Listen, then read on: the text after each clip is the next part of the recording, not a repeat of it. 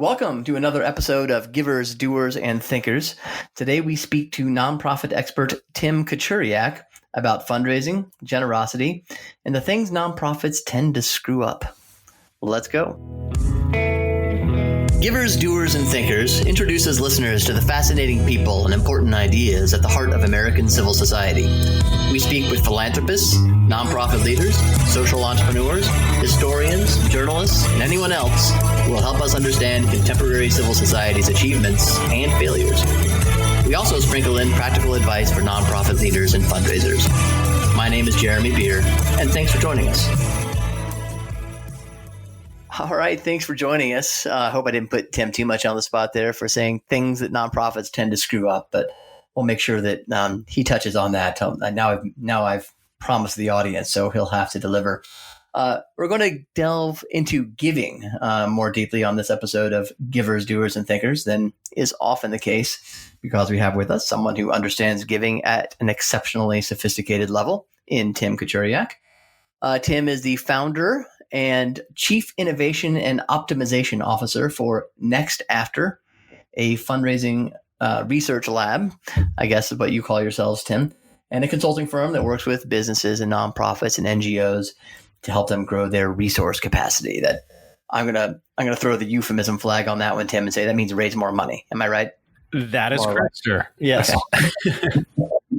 Tim is the author of the book Optimize Your Fundraising, and he serves on a number of boards. I know Tim, or rather know of him, because we have never met, I don't believe, through his work with Next After, which has always just impressed me greatly, not only for the excellent work they do with clients, but they've produced some really interesting philanthropy-related research, and we'll get into a lot of that today. At least it's really interesting to me, because I'm a kind of a research geek, philanthropy geek, I guess, I guess in all ways. I was going to say in certain ways, but I think in all ways. So I'm happy to have the opportunity to talk to Tim about that research and contemporary philanthropy more generally. Welcome, Tim.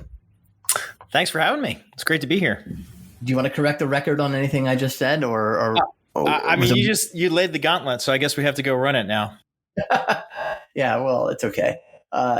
People can take the truth. Tell us first just a little bit about your background. I think it's a little unusual in the sense that, like, why is anybody in this weird and wonderful world of fundraising to begin with? So tell us a little bit about your background and how you got involved in this sector. Yeah. So, I graduated from college right after 9/11, which is horrible time to end into the job market, especially for somebody who desperately wanted to work in the field of marketing and advertising. But fortunately, I worked at a country club all during high school and college. So I like to joke that I had 432 aunts and uncles that were captains of industry. One of which, who was the president of the country club, was the president of the second largest ad agency in Pittsburgh, where I grew up. And so went and met with him, did my little dog and pony show. And he's like, I'd love to hire you, kid, but we just laid off 30 people yesterday. 9/11 has hit our agency hard, and it's hit our industry harder. And sorry, I just can't help you. So that was kind of my coming into the job market, just not being able to find a job. Anyway, long story short, I met a serial entrepreneur and ended up starting a interactive marketing company out of college. I did that for about 5 years. Kind of got bored with that and end up working for a nonprofit organization in South Florida. And that's how I kind of got into the space. Something about working for a nonprofit that makes you see what nonprofits could do better. Would that be fair to say? Yeah. I think I came into it with, I don't know if I had really any sort of expectations, but I just certainly didn't understand the world of fundraising and philanthropy. And so that was kind of an eye-opening experience for me personally, just being exposed to all that for the first time. I'd never thought, by the way, of the country club job strategy as a young person who wants to rise in the world. It seems that is a good place to right? It's a summer job, I suppose. It's the best. It's like, I was like got a PhD in just how to talk to business people. It was amazing. Makes me think of Caddyshack, though. It was a lot like that, actually. A movie I just ended up rewatched during the pandemic times here in the last few months. It was worth seeing again. All right, so back on track. So to next after, one of the things you do is to run the fundraising research lab, which is interesting. I think it consistently cranks out some of the most interesting studies done anywhere in this sector of this fundraising and philanthropy sort of world. So what's the story behind the lab? Why are you doing it? And tell us what you're trying to accomplish with it in the world. I mean, we do two kinds of research in the lab. So we'll do forensic research where we're analyzing large amounts of data across the sector. And what we're looking for in the data is patterns that lead to opportunities to really unlock greater digital fundraising performance. So we're hyper focused around digital and fundraising. The challenge we've run into, though, is that the kind of data we're most interested in analyzing either doesn't exist or it's not readily accessible. Because what we're most interested in is trying to experience the charity, the nonprofit from the donor's point of view. So we found the best way to get that perspective is just by becoming donors ourselves. And so that's what we do. So about 4 or 5 times a year, we'll go out and we'll subscribe to hundreds of different organizations at the same time. We'll monitor everything they send us, every email, every text message, every voicemail. I've got boxes of direct mail stacked to the ceiling. We analyze every piece of correspondence and we wait for the organizations to invite us to become a financial partner by giving a gift. And when they do that, we'll give an online donation to those organizations, as small as $20, as large as $5,000. And then we continue to monitor how they engage with us over time. What we're trying to understand is what's this new donor journey as it appears from, the perspective of somebody receiving communication from nonprofits. So that kind of gives us a sense of where the gaps exist in the market. And every time we do one of these studies, I don't know why I'm always amazed, but it's amazing the wildly varying way in which nonprofit organizations relate to their supporters. And when we do these studies, we could have 2 organizations that are very similar in terms of size, scope, area of focus, and they've got 2 radically different communication practices. So when we see that, we're like, okay, if organization A is doing one thing and organization B is doing something else, how do we know what works best? So we take the best ideas that we get from these mystery donor studies and we use it to power the other kind of research we do, where we use the web as not just a channel, but as a platform, as a laboratory, essentially, to run rigorous scientific experiments to try to figure out what works and what doesn't work. And we've been amazed at some of the things we've found. So so essentially the forensic research is generating sort of a list of hypotheses for you, things you can test to say, because you're seeing all these different practices, and then you test them. Right. Exactly right. What accounts for the different practices you see, and just talk about some of the, give some color to that, some concreteness in terms of the communications you're getting from nonprofits. Well, and then what accounts for it? Is it a size factor? Some are just not big enough to communicate in a more regular fashion or whatever, or is it philosophy or not understanding?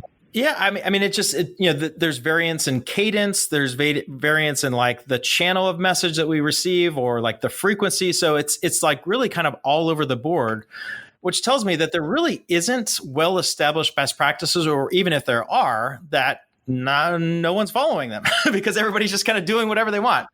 And so, being a consultant and everybody looks at you like you're the expert, and I know deep down inside that I don't really know all the answers to everybody's questions. So that's where the testing part comes in, because it gives you the opportunity to really rely upon the true experts, which are the donors themselves, that basically teach you what works and what doesn't through their behavior. And so that's why, the testing piece fits really neatly in with everyone's doing all these different things. We're not really sure what works. So let's go market test it and find out.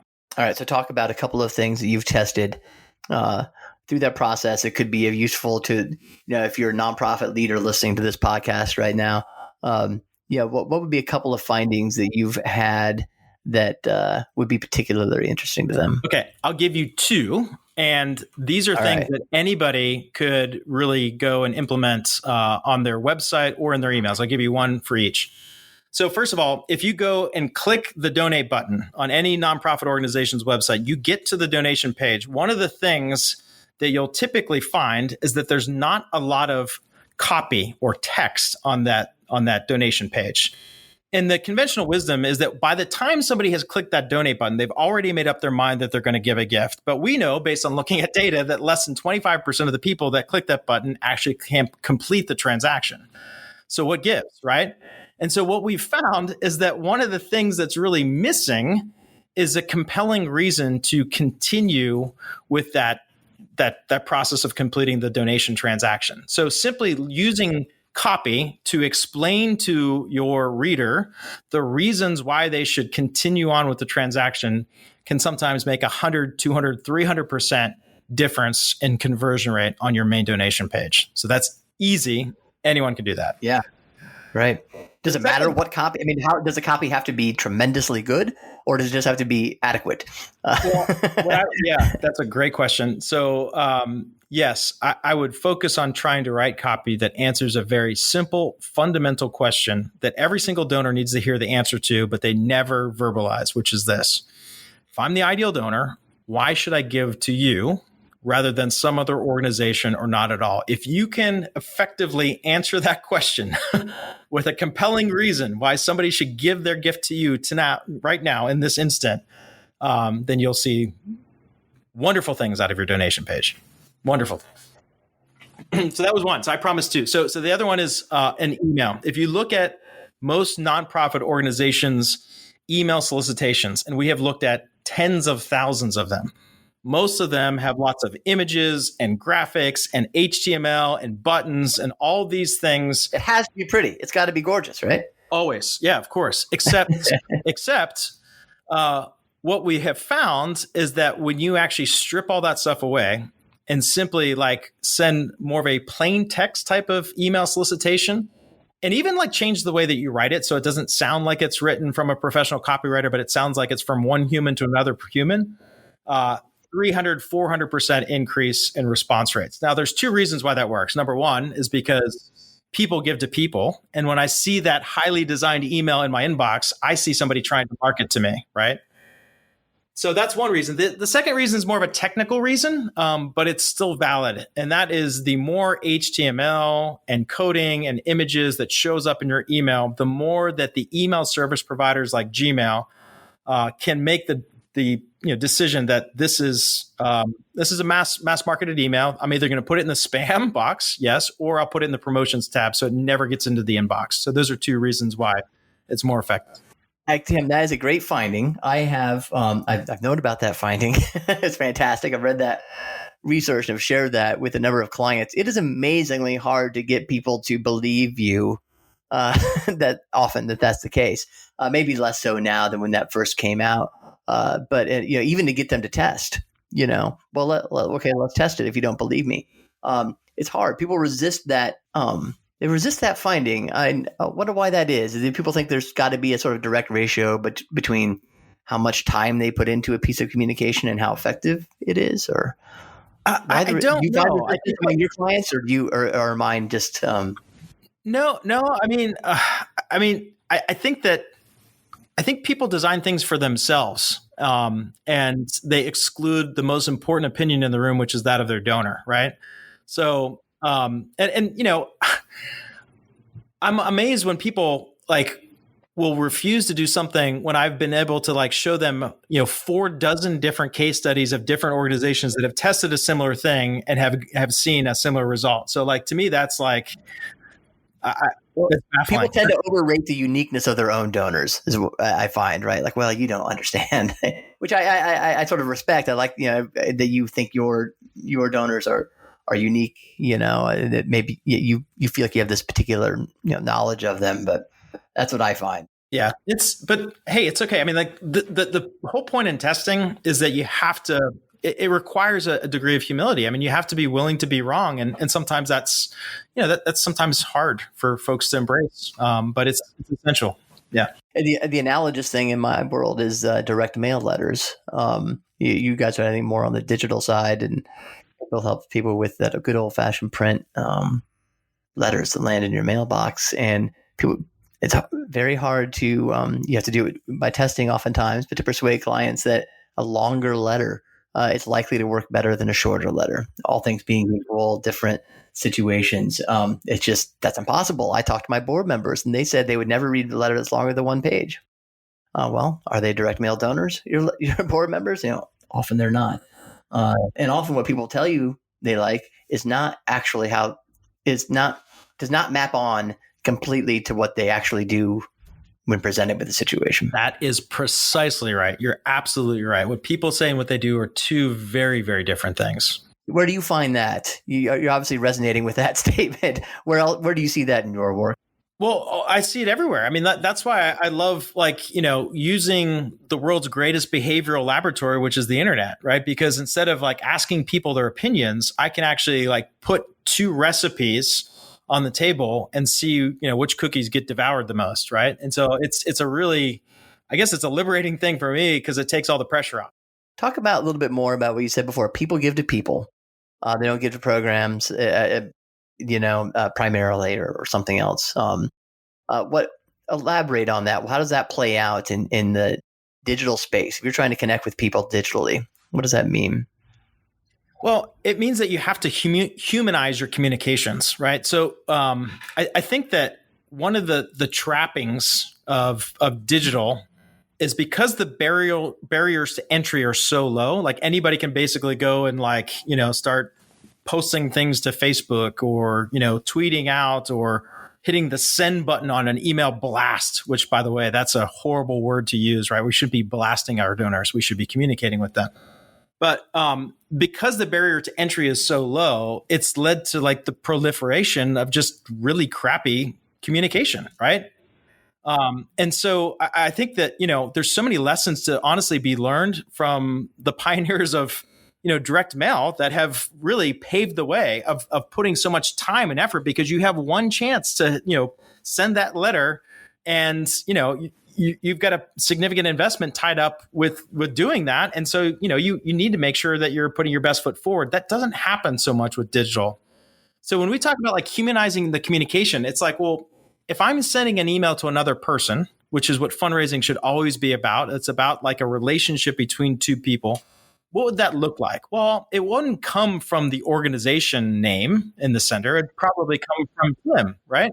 And it wouldn't have all this window dressing on it. It would be more plain text. And I wouldn't write it hear ye, hear ye, hear ye. You know what I mean? It wouldn't be this formal tone. It would be more informal. So it's about just thinking, common sense, how do you relate one human to another human? Take that into your communication with fundraising.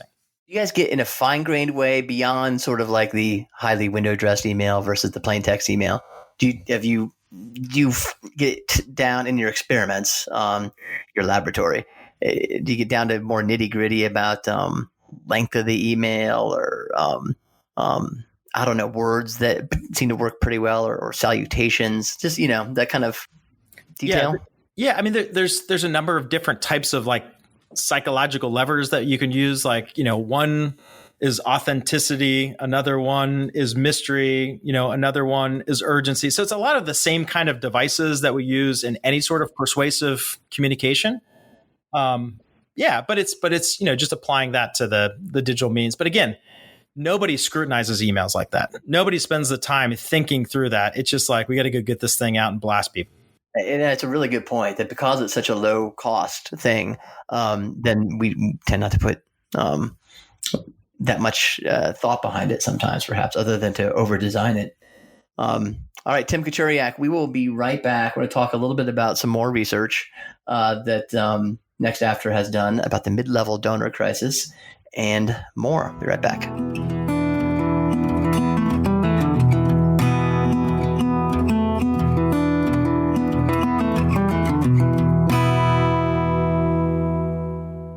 All right, we are here for a practicality with Spencer Cashmanian, my colleague here at American Philanthropic. Spencer is a managing consultant in our direct response department. How are you doing today, Spencer?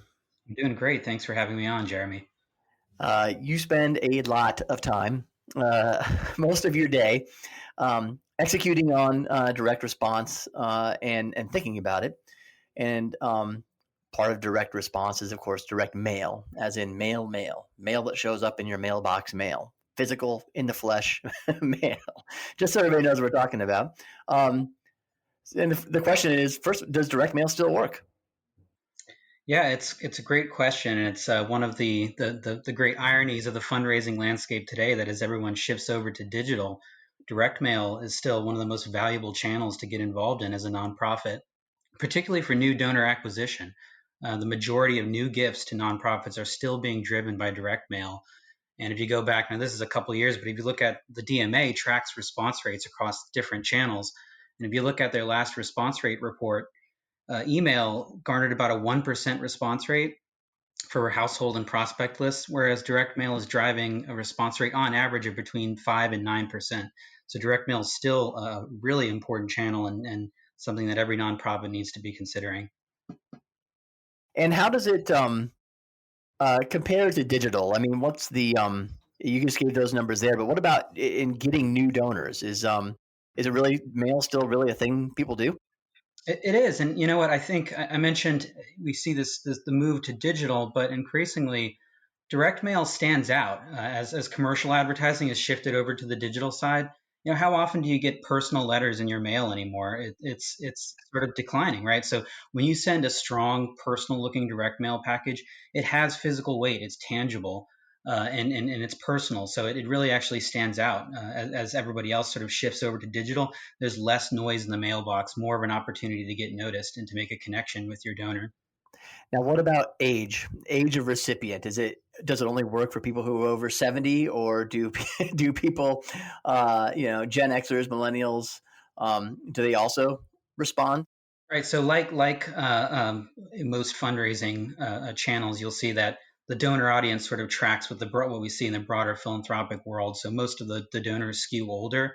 But I will say this, Jeremy: increasingly, young people, millennials, Gen Xers, are paying attention to mail. Just look at the surge we've seen in subscription services when people join the Dollar Shave Club or the meal subscription services. So younger people are interacting more and more through the mail with the brands that they really like. So we're also making a connection there.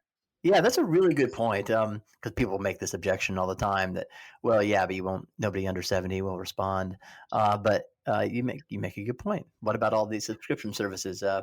They are delivered through the mail, you know. Correct. Now, of course, one does this, I assume, in an integrated fashion, right? You generally would want your mail and digital to work together.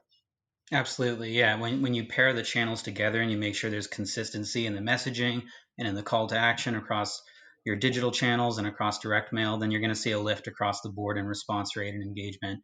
In fact, actually, on average, when you pair direct mail and digital together, we've seen that it lifts response rate to a campaign by about 20 to 40% across the board. It's fantastic. You came prepared with numbers today. I'm impressed. That's what I do in direct response. That's right. It's all measurable, and you think about the numbers and how to move the needle. Well, that is true. Yeah, there's no just gut instinct that drives direct response programs. You have real numbers to go by, which is always nice. So, how do you get started, Spencer, in putting together a good direct mail program? Yeah, that's a great question. You start with the big strategic questions. So, are you setting out primarily to acquire new donors, or are you trying to raise more money from the donors you already have, or some combination of both of those goals, which is usually the case? But you start with that big strategy question because that's going to shape everything else you do and the campaigns you end up planning. And then you start to work out the details. You think through, starting with the list. What's your audience going to look like? The list is the number one factor for success or failure in the mail. So, think what your audience is going to look like, and then you move on to the next most important factor, which is the call to action. What's your pitch? What's the offer? What's going to move the recipient? And then finally, you move on to the creative and you start thinking about what your direct mail piece is going to look like. What color is it going to be? What's it going to look like when I actually pick it up, open up my mailbox, and look at it? There's so much to learn about that is exactly what you need to do. There's a lot of detail, of course, that goes into it. I'll recommend our book, Forgotten Foundations of Fundraising, has some good introductory material in there. And then Revolution in the Mailbox is another classic that still, I think, has a lot of really good advice. Anything else you'd recommend in terms of resources for people? There's a great Jeff Brooks runs a great fundraising blog called Future Fundraising Now, which is really focused on direct mail copywriting. That's one of my go-tos, and I'd recommend checking that out. Love it. Thanks for joining us, Spencer. Appreciate it. Absolutely. Thanks for having me.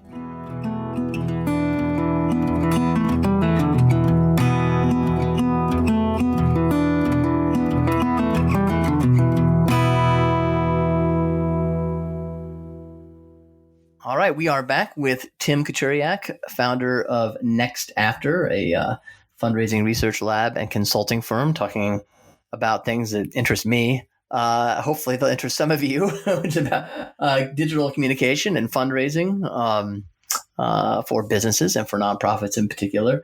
Tim, another piece of research that you've done is on the mid-level donor crisis, which that of all the stuff you've published, I think that impressed me or depressed me the most. Talk about what you found in that and what it tells us about what it reveals about the typical sort of nonprofit.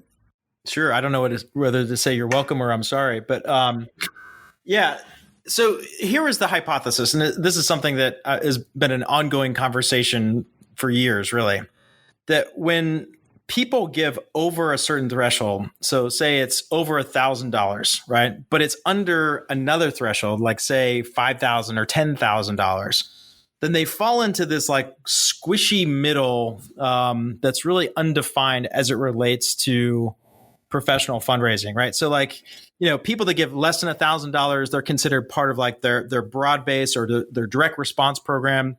People over 5 or 10,000 are in a major gift officer's portfolio, but those people in the 1 to 5, 1 to 10, like they don't really have a home. They're too valuable to get the direct response stuff, but yet they're not valuable enough to be communicated to on a one-to-one basis. So we just wanted to see if that was in fact true, right? So we gave gifts of $1,000, I think, up to $5,000 to 37, I think it was, organizations in that sample. It's a few years back we did this study, and then we monitored the communication experience, and we're able to validate that yes, in fact, by giving gifts over a certain threshold but under another threshold, we fell into a black hole, if you will. Was it the case that an incredibly high percentage of organizations didn't even write a thank you letter or something crazy like that? Yeah, I think out of the entire 37 sample, we got 2 organizations that actually called us, even though we gave our phone number to every single one of them that required it, or that didn't even require it, that just had it as an option, right?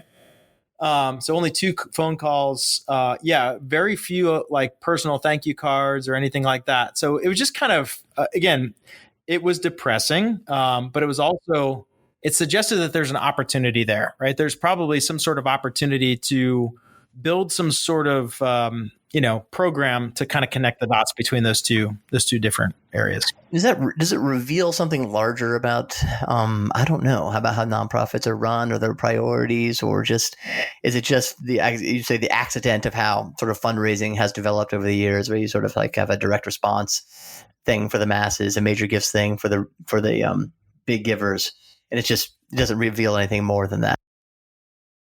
I don't know. I don't want to read too much into it other than it's just an opportunity, right? So like every challenge is an opportunity for greatness. And I think that like the mid-level area is a tremendous opportunity for any nonprofit organization, especially one that has a sizable direct response program and has a major gift program in place. How have you seen any nonprofits kind of address this in a really effective way? Yes. So after publishing that study, we took it to some of our clients. We're like, hey, you guys were in the study and guess what? You didn't do great, right? And so we went and said, hey, we've got this idea for like a longitudinal experiment. We're going to run it either between 6 and 12 months. And we're going to create an automated messaging system that is going to simulate a one-to-one relationship with your gift officer, but they don't have to do anything, right? So like basically we're going to cultivate these people on their behalf so that when the donor responds to a message, then it starts a one-to-one warm conversation with the gift officer, right? So we said, take all these mid-level people, put them on a gift officer's portfolio, and then we're going to run this program in the background. And when people reply or they call the gift officer, then they can, that's the handoff point.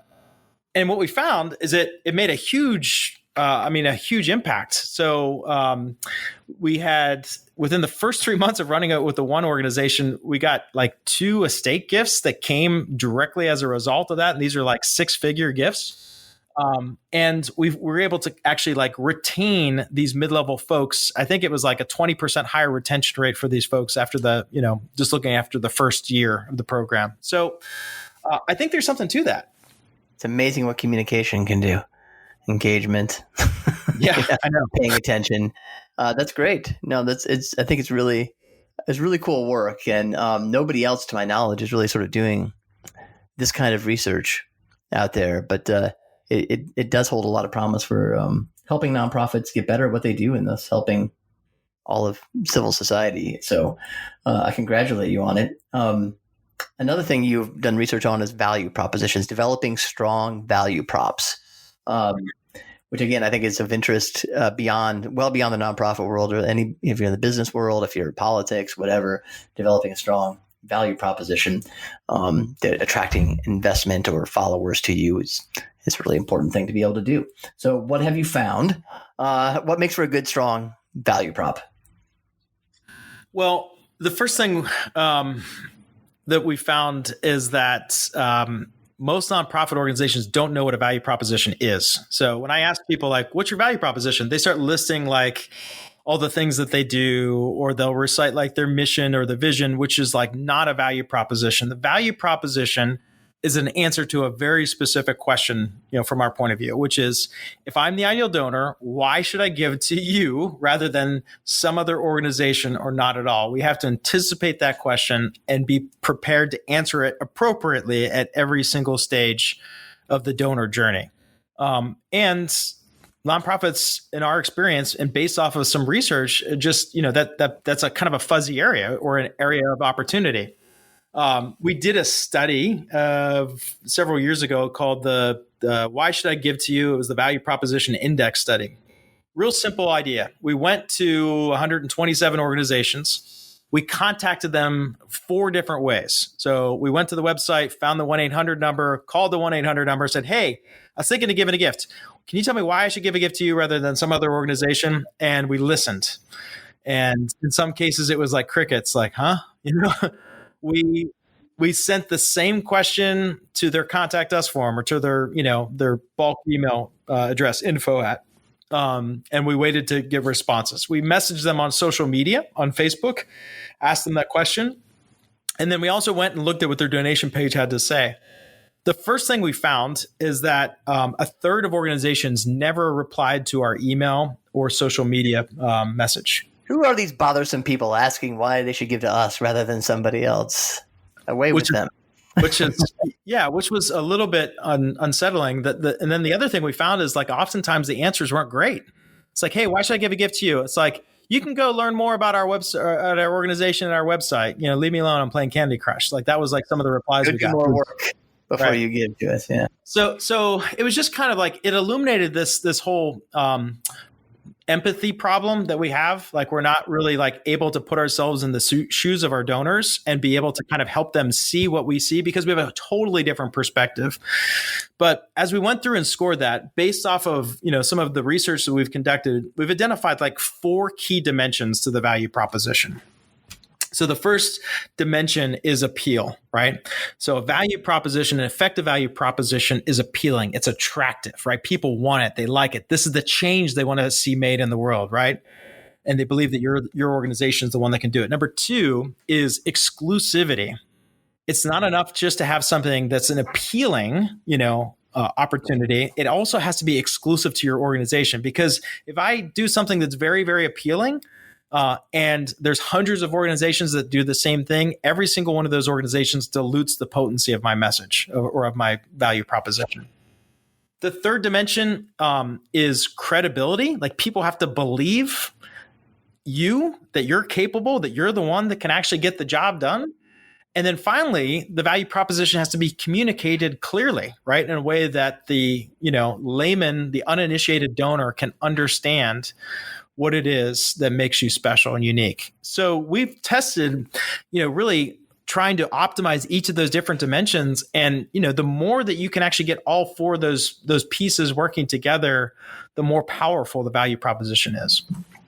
How do you communicate it though? I mean, you're not just like laying out a one paragraph value proposition over and over again. Are you weaving it through stories? Or are you, how does it come into play in your communication? All of the above. I mean, the internal exercise is kind of getting your group together and, starting to list out what are all the reasons why somebody would give to us. And then you need to list out, okay, for each of these reasons, what's the appeal and exclusivity of those? Like, so it's like, oh, great.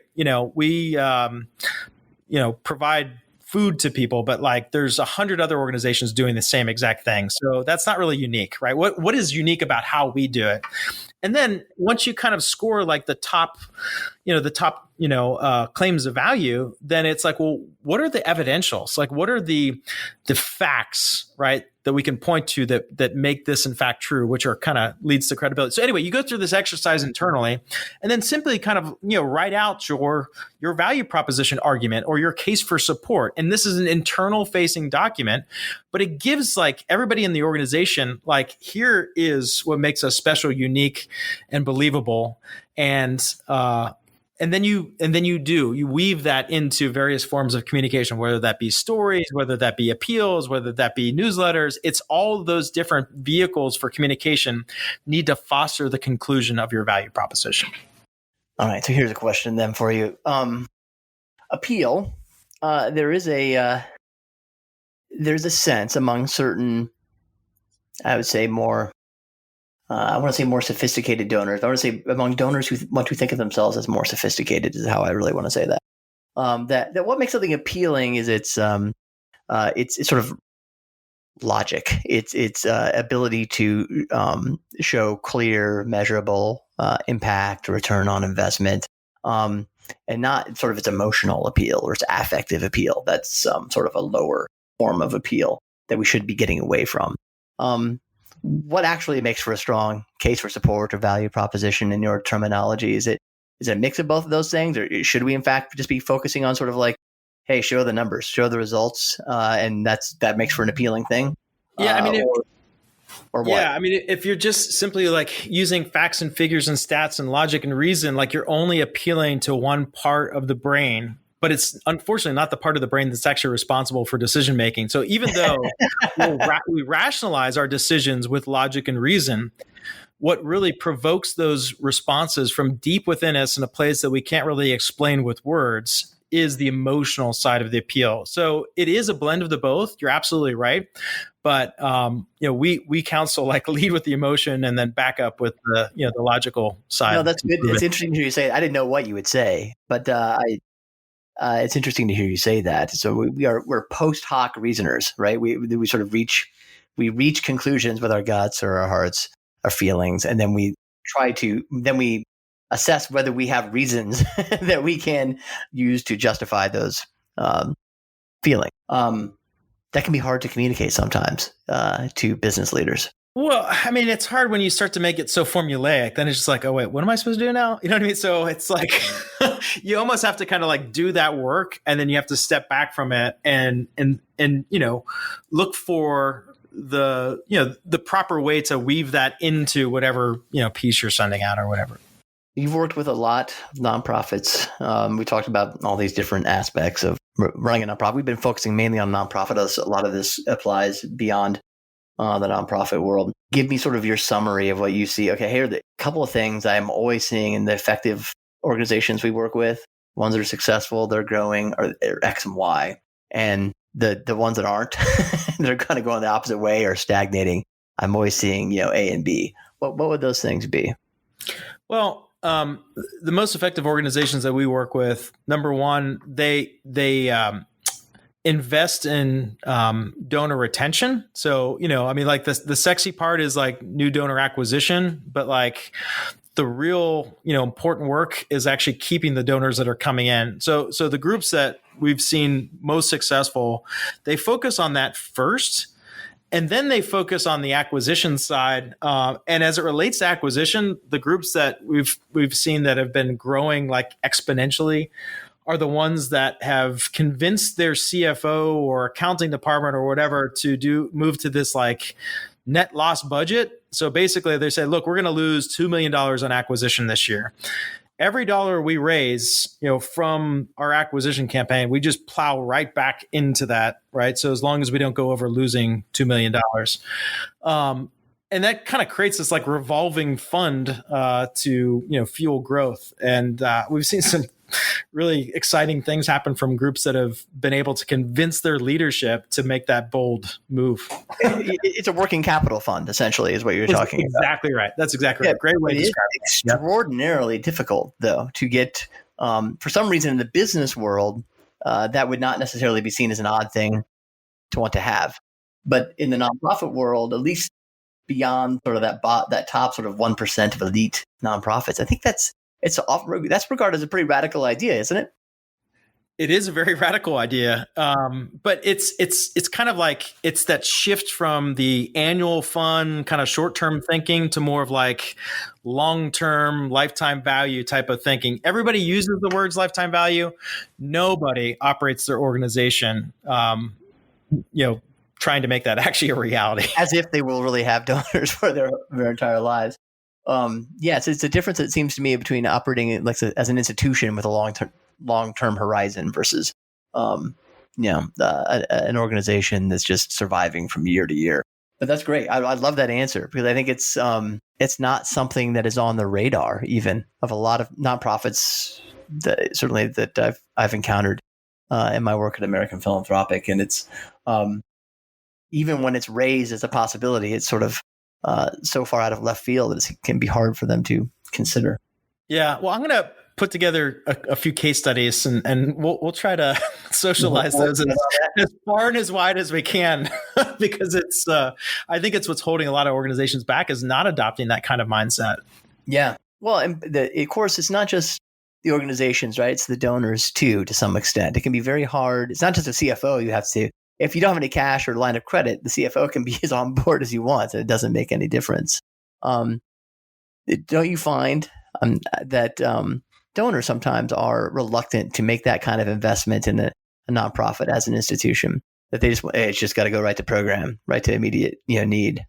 Yeah, I see that changing. Honestly, I'm on a few boards, and I just know that like the more sophisticated donors, like you were talking about earlier, I think they understand how business works, and they understand that if we just live like hand to mouth, like we'll never really accomplish anything really great through our organization.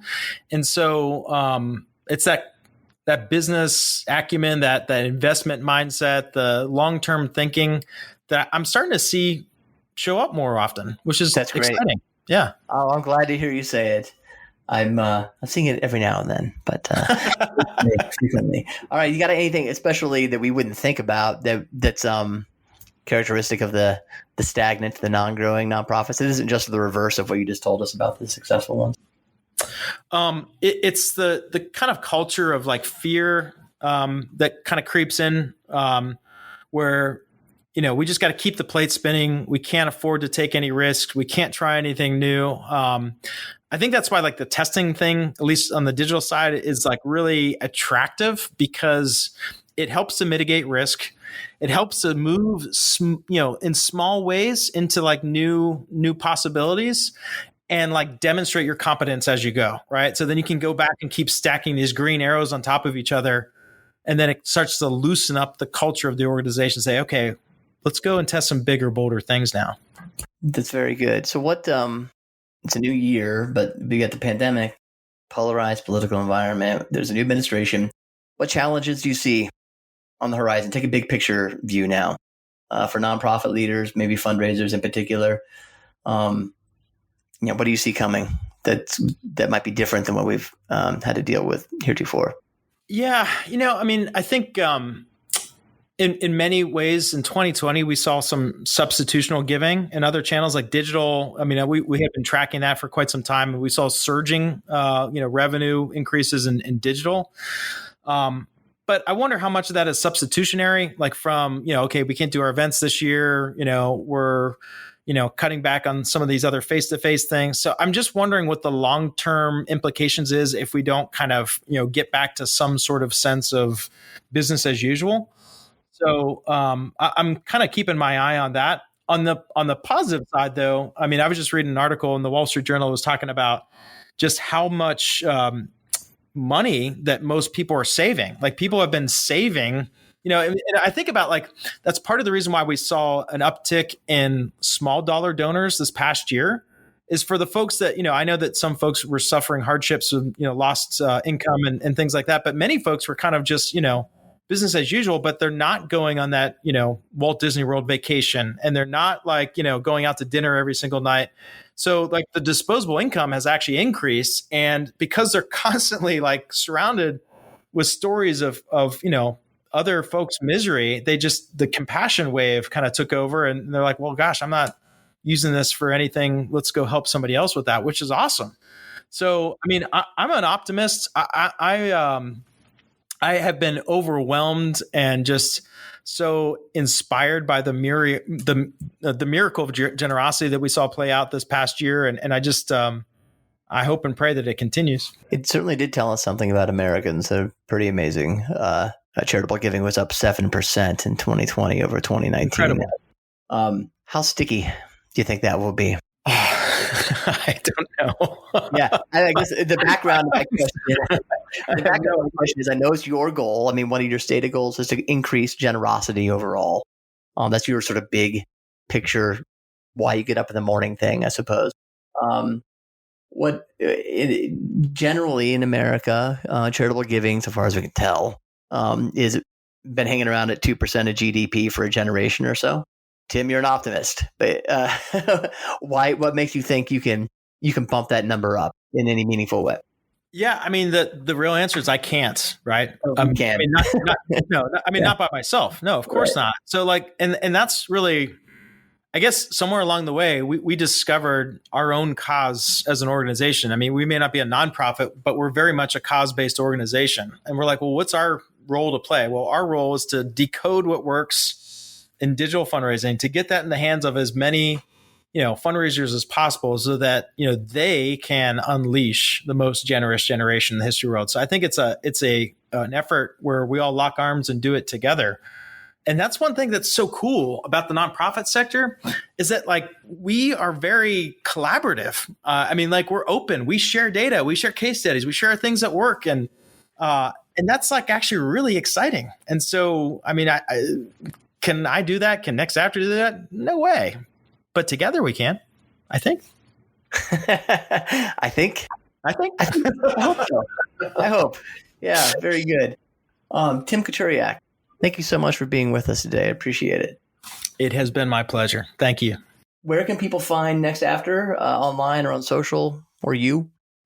I'm on LinkedIn from time to time. I can be found on Twitter at Digital Donor, but almost all of our research is all published on our website at nextafter.com.